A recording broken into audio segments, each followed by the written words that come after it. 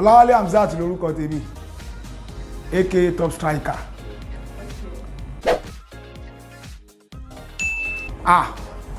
Ní secondary school tí máa rántí Bukola ni Bukola lórúkọ ẹ̀ ìgbà mo wà lẹ́sẹ̀sù ọ̀gbà yẹn. Mo like kò sanra jù kò tírín jù ó dẹ̀ fine dáadáa ó dẹ̀ bẹ máa ń like ọmọ bẹ ọdún ṣẹlẹ̀ ni. Mi ò allow anybody kò break heart mi ò gbé heart mi lẹ̀ fún yàn o. In fact mi ò lè wọ́n break heart mi rí wọ́n break heart mi rí.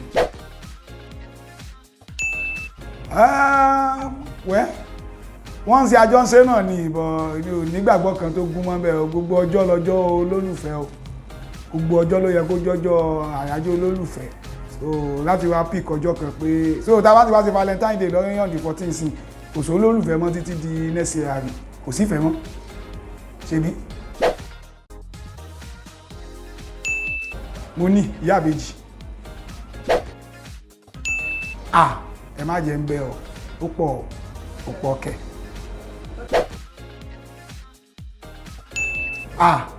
Ìmọ̀ràn tí máa gbẹ̀yìn ọ̀dọ́ ní pé kẹ́ ṣọ́ra ṣe ẹ kíyèsí lọ́ndì 14 o. Àwọn guys ti wà òkè ń gbòòrò wọ́n dẹ̀ ti gẹ̀gùn gan wọ́n rẹ́dì láti balẹ̀ ọba jẹ́ ẹ ti mọ nǹkan tí mò ń sọ ẹ̀yin lẹ máa wà very very careful extra careful gan because ọjọ́ Sunday yẹn tó máa lágbára ju ẹ máa ní láti wà very careful ẹ̀yin ọ̀dọ́ ìmọ̀ràn tí máa ní fún yín nìyẹn ọ̀rọ̀ díẹ̀ la máa ń sọ fọ́mọlúwàbí tó bá dénú ẹ̀ ìsídà kó parí àbí kó dojúdì ẹ choose kan bẹ̀. kò sí bẹ́ẹ̀ ṣe ẹni tó Naira Marley.